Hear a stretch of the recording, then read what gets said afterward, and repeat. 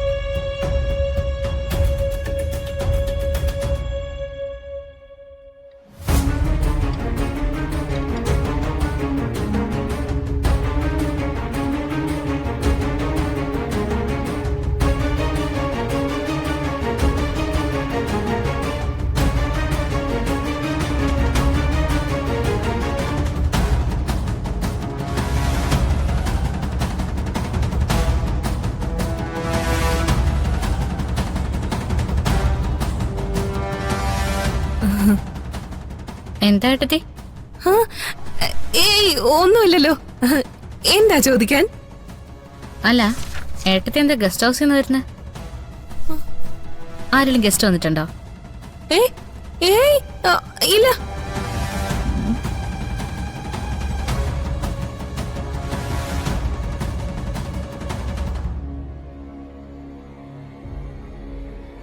അല്ല, എന്താ ഏട്ടത്തിയുടെ കയ്യില്?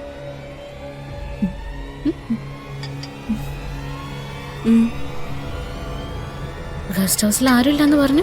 പിന്നെ നിന്റെ പാത്രങ്ങൾ എടുത്തു പോയത്? അല്ല, അത് പറഞ്ഞാലേ നീ എന്നെ കളിയാക്കരുത്. എന്ത് കളിയാക്കാൻ?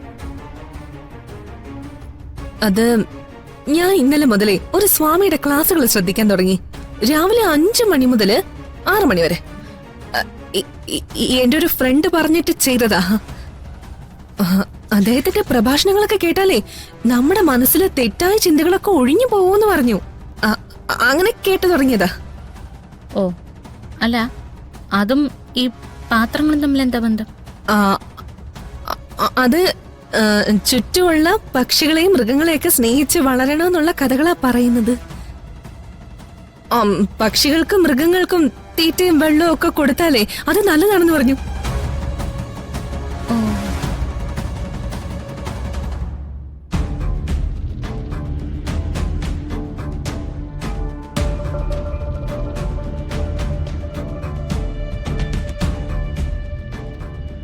അല്ല രാധികെ, കാര്യായിട്ട് പറയുന്നേ. അദ്ദേഹം പറഞ്ഞത് വളരെ ശരിയാ. ഞാൻ ഭക്ഷണം വെച്ച് കൊടുത്തപ്പോ കൊറേ പക്ഷിക്കുഞ്ഞുങ്ങൾ അത് കഴിക്കാൻ വന്നു.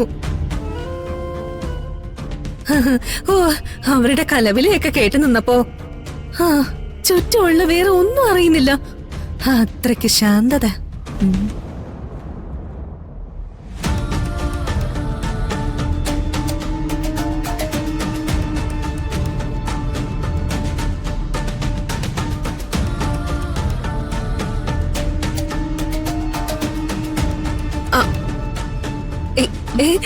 എന്താ രാധിക, എന്താ? ഒന്നുമില്ല, ഗസ്റ്റ് ഹൗസിൽ ആരെയോ കണ്ടതുപോലെ.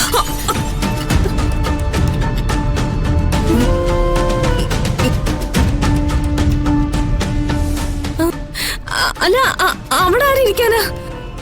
ഓ, ഞാനീ ഭക്ഷണം വെച്ച് കൊടുത്തത് അതിന്റെ ഉമ്മറത്താ. കിളികൾ ഏതെങ്കിലും വന്നത് കൊത്തിപ്പറക്കുന്നുണ്ടായിരിക്കും. ഏട്ടത്തി ഏട്ടത്തിയുടെ ഈ പക്ഷി സ്നേഹമൊക്കെ നല്ലത് തന്നെയാ. പക്ഷെ എല്ലാം പറന്നു പോയി. കൊറേയൊക്കെ പറന്നുപോയി. എങ്കി വാ, എനിക്ക് കാണാൻ നല്ല ഇഷ്ടാ. പക്ഷെ അയ്യോ, ഇപ്പൊ രാധിക അങ്ങോട്ട് പോകണ്ട. അതെന്താ? അതും സ്വാമി പറഞ്ഞെന്നേ, ഒരിക്കൽ ഭക്ഷണവും വെള്ളവും കൊടുക്കുന്നവരുടെ ചലനങ്ങളൊക്കെ തിരിച്ചറിയാൻ പറ്റുമത്രേ. പക്ഷേ പുറത്തുനിന്നൊരാള് വന്നാലേ അവര് പെട്ടെന്ന് പേടിക്കും. ഒരു കാര്യം ചെയ്യ്, നാളെ മുതല് രാധികയും ഇതുപോലെ ഭക്ഷണവും വെള്ളം കൊടുത്തോ. അപ്പൊ പിന്നെ രാധികയെ കണ്ടാലും അവർക്ക് പ്രശ്നമൊന്നും ഉണ്ടാവില്ലല്ലോ. എനിക്ക് മനസ്സിൽ തോന്നുന്ന കാര്യങ്ങള് ഞാൻ അപ്പൊ തന്നെ ചെയ്യാറുണ്ട് ഏട്ടത്തി. അതിന് ഞാൻ കടം വെക്കാറില്ല. ശരിയാ. ഏട്ടത്തി എന്തായാലും സ്വാമിയുടെ ക്ലാസ്സുകളൊക്കെ നന്നായി ശ്രദ്ധിക്കേ. അദ്ദേഹം പറയുന്ന നന്മകളൊക്കെ ഒരു വിട്ടുവീഴ്ചയില്ലാതെ ചെയ്യും. ജീവിതത്തില് നന്മയുണ്ടാവും.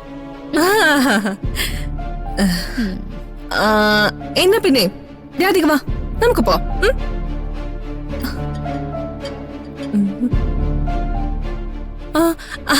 വാ രാധിക, വാ, നമുക്ക് പോ.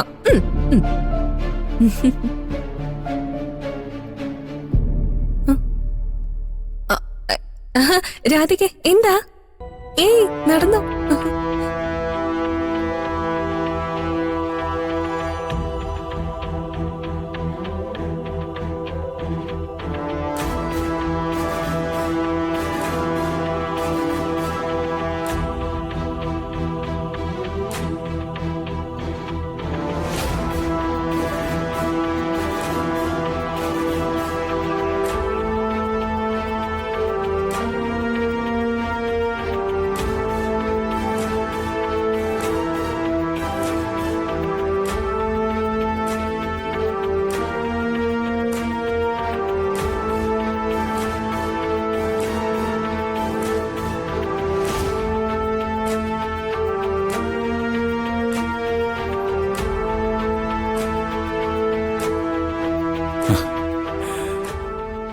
ഇനി സംശയിക്കാനൊന്നുമില്ല.